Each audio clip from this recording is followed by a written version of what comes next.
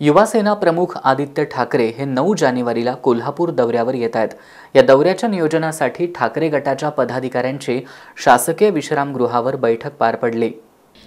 युवासेना प्रमुख आदित्य ठाकरे हे 9 जानेवारी रोजी कोल्हापूर जिल्हा दौऱ्यावर येत आहेत।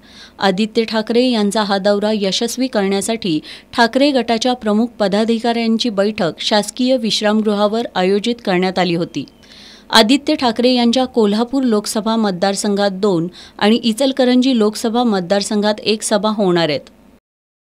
हा कोल्हापूर जिल्ह्यासाठी सन्मान्य शिवसेना नेते आणि युवासेनेचे अध्यक्ष आदित्य ठाकरे साहेबांचा दौरा कोल्हापूर आहे। ह्या दौऱ्यामध्ये त्यांच्या कोल्हापूरमध्ये 2 सभा होतील आणि हातच्या लोकसभा मतदारसंघामध्ये 1 सभा होईल। हा दौरा म्हणजे निवडणुकात आहेतच, लढणार तर आहोतच, पण नुसतं लढून नाही, जिंकण्यासाठी आम्ही हा दौरा आयोजित केला आहे आदित्य साहेबांनी। आणि आम्ही शिवसैनिक सर्व पदाधिकारी आज ही पूर्वनियोजनाची बैठक आम्ही आता सरकारकडे आयोजित केलेली आहे। फार मोठ्या ताकदीने आम्ही हा दौरा यशस्वी करणार आहोत आणि आम्हाला खात्री आहे भविष्यात ह्या दोन्ही मतदारसंघात आमचे शिवसेना उद्धव बाळासाहेब ठाकरे पक्षाचे दोन्ही खासदार विजय होतील ह्याची आम्हाला खात्री आहे। कोल्हापुरातील पोलीस प्रशासनाच्या कार्यक्रमात पालकमंत्री हसन मुश्रीफ आणि खासदार धनंजय महाडिक यांनी बुलेट सवारी केली होती। यावरून या नेत्यांनी कोल्हापुरातील खराब रस्त्यावरून बुलेट सवारी करावी असा टोला लगावलाय।